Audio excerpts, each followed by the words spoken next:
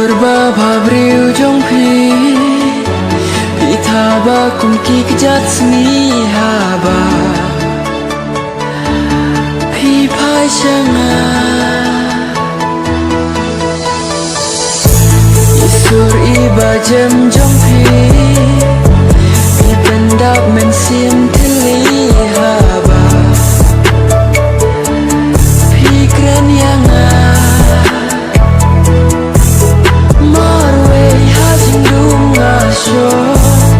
para lo kirnai ngalo hajing mutong na pisyo ijong ang akwa pinlo hakam rajing dunga sha jing shai la slem ngawa daya pi bang ayak ma nasham ya pi kiu ma jonga Unongan pin snow tu ya kajing snow jonga kat bapor yang adang do ijong anak kwa pinlo lano ba pin snow tu ya kajing klang jonga kajing yenga kwa banma watla shita bandong ringka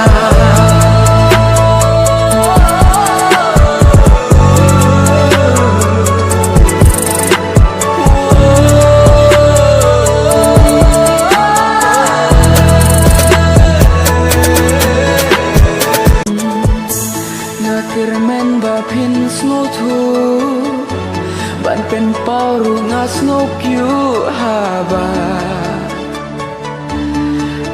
Pechanga Nanta jingker men ngadon Bapiru yang api mon haba Pirkianga Marway hajing dunga syo Para lokir nai ngalo Hajing mujong pisyo ijong ang akwa pinlo hakam rajing dunga sha jing shai la slem ngawa daya pi bang ayak ma nasham ya pi kiu ma jonga